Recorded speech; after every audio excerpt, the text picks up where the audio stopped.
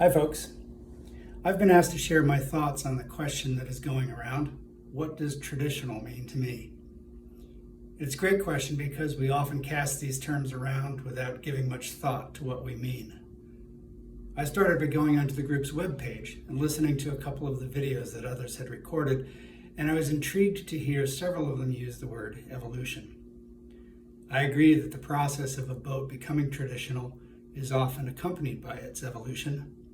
Not so much in the Darwinian sense, but more like the intentional selection of traits in breeding domestic animals. So, with a traditional boat, you may see a design which has undergone modification, but you're also looking at something that reflects back to an earlier form. If one looks up definitions of traditional, words like inherited, established, or customary are often used. A central theme in these definitions is that things are handed down, passed along, and thus they become traditional. Of course, with boats, fidelity to what is inherited may vary, driven by a number of factors including personal preference, skill, desired outcome, cost, and availability of tools and materials, including the choice of whether to adopt new materials or methods. I've been to shipyards where replica tall ships are being built and seen shipwrights cutting enormous timbers into frames using a two-man saw. I've also seen them using a large articulating bandsaw to do the same job.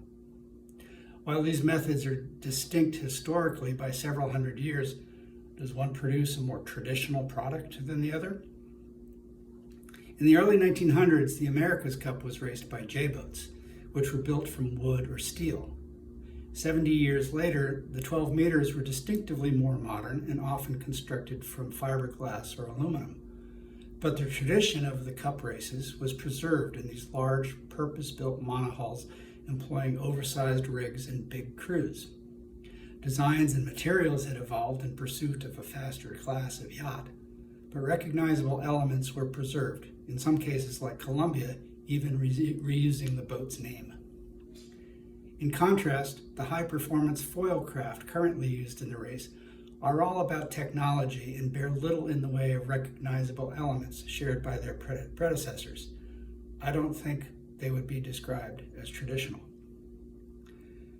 Two important factors are at play in the design of traditional craft: art and science. And evolution of a boat's design can influence or be influenced by either one of those.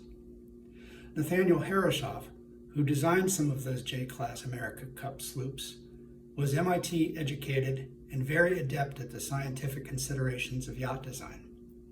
But he carved half models guided primarily by his artistic eye for functional form, and then lifted measurements off those models to develop tables of offset for their construction.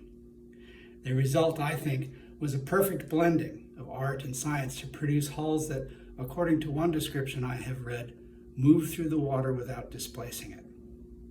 When I think of traditional boats, whether they're designed by famous naval architects or popped out of somebody's backyard shop, they all seem to possess a balance of art and science that makes them at home in the water. That balance reveals itself in the appearance and seakeeping ability of a vessel. The appearance need not be graceful or pretty, seakeeping need not be rugged, but the way a boat handles reveals whether it has found that interplay of art and science, and in turn, whether it has evolved with the sea. Boats that have evolved with the sea. That's how I would describe traditional. Thanks for listening.